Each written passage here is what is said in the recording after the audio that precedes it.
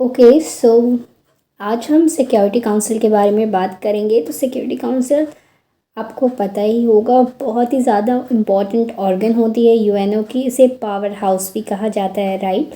तो इस security council में 5 परमानेंट मेंबर्स होते हैं, और जो 5 परमानेंट मेंबर्स होते हैं वो हैं China, France, Russia, United kingdom and United states of America. ठीक है, यानी कि यूएसए। तो ये सारे 5 जो हैं ये हमारे परमानेंट मेंबर्स हैं सिक्योरिटी काउंसिल के। इसके अलावा 10 नॉन परमानेंट मेंबर होते हैं सिक्योरिटी काउंसिल में, जिन्हें इलेक्ट किया जाता है for the term of 2 years.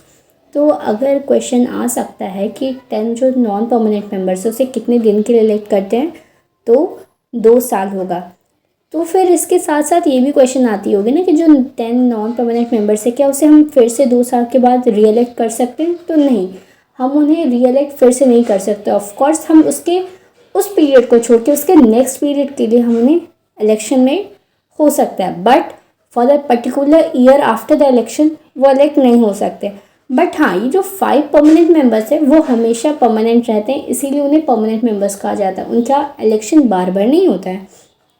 और हाँ, सिक्योरिटी काउंसिल में भी हर एक स्टेट से अपना एक मेंबर होता है परमानेंट मेंबर से। अब ये तो थी, आप कॉम्पोजिशन बोल सकते हो ये सिक्योरिटी काउंसिल के बारे में।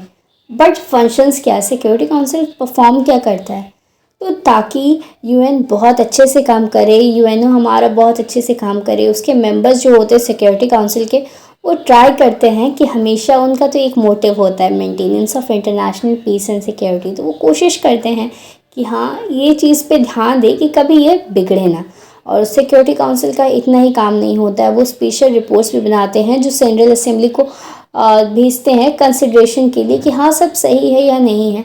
और मेंबर्स जो होते हैं यूएन के, वो डिसीजंस पे सिक्योरिटी काउंसिल के उनके साथ डिसीजन लेते हैं। सिक्योरिटी काउंसिल को इस तरह ऑर्गेनाइज किया जाता है, मतलब वहाँ के मेंबर्स जो होते हैं कि ताकि कम रहते हैं लोग, बट वो लोग कहीं ना कहीं कोशिश करते हैं कि हर चीज़ को बहुत अच्छे से वो परफॉर्म कर पाए।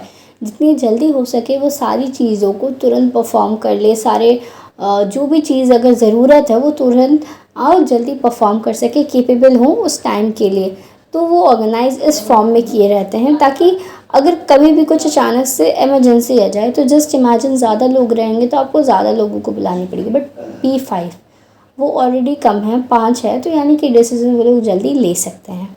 ठीक है, इसके अलावा सिक्योरिटी काउंसिल्स की कुछ सब्सिडरी ऑर्गन्स हैं जो कि ध्यान देते हैं कि सिक्योरिटी काउंसिल अपने प्रोसीड्यूर के टाइम जो मेथड होती है तो उनका प्रेसिडेंट भी चुना जाता है। तो ये भी सिक्योरिटी काउंसिल ही देखती है। सिक्योरिटी काउंसिल अगर देखती है मेंटेनेंस ऑफ पीस, तो अगर वो देखती है कि कहीं पे स्टेट से हार्म हो रही है पीस के अकॉर्डिंग, तो ऑफ कोर्स ये सारी चीज़ें भी सिक्योरिटी काउंसिल देखती है। वो कोशिश करती है कि हमेशा पीस और सिक्योरिटी को मेंटेन कर सके इंटरनेशनल लेवल पे। सिक्योरिटी काउंसिल ने ये भी कोशिश की है कि हाँ, अगर जैसे कोई स्टेट है और उसे अचानक से आर्म फोर्सेस की ज़रूरत है, तो ये सभी सिक्योरिटी काउंसिल ये देखती है, इनवाइट करती है। एक बहुत ही इम्पॉर्टेंट फंक्शन आप कह सकते हैं सिक्योरिटी काउंसिल का, वो ये है कि वो election of secretaries of general assembly में पार्ट लेती है। इससे जब भी जजेस of international court of justice का अगर जज चुना जाता है, यानी कि अगर इंटरनेशनल कोर्ट ऑफ जस्टिस के लिए जज चुने जाते हैं या जनरल असेंबली के लिए सेक्रेटरी, तो ये कौन इलेक्शन में टेक पार्ट करता है, तो उनके इलेक्शन के लिए सिक्योरिटी काउंसिल ही जो होते हैं वो इलेक्ट करते हैं। यानी कि सिक्योरिटी काउंसिल का ये बहुत ही ज़्यादा इंपॉर्टेंट फंक्शन हम मान सकते हैं। इसके अलावा security council military staff committee को एडवाइस करती है कि कैसे क्या करना है, question relating to military requirements, ये सभी सिक्योरिटी काउंसिल का ही काम होता है। इसके अलावा जैसे कि मैंने बताया, हर एक स्टेट से एक सिंगल वोट होता है, तो यानी कि सिक्योरिटी काउंसिल के भी पास हर एक मेंबर्स के पास सिंगल वोट होता है।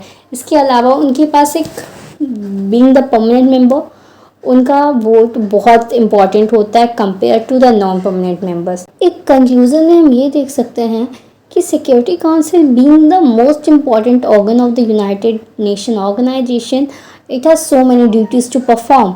और ये सारे डिसीजन कहीं ना कहीं जनरल असेंबली अगर कुछ करती है तो वो कहीं ना कहीं सिक्योरिटी काउंसिल को पता होता है, और सिक्योरिटी काउंसिल भी ध्यान देती है कि security maintenance of international peace कितनी इम्पोर्टेंट है इंटरनेशनल लेवल पे, तो ये सारी चीज़ें कहीं ना कहीं सिक्योरिटी काउंसिल भी देखती है। That's all for today. I hope you understood it very well. See you soon in the next class. Take care.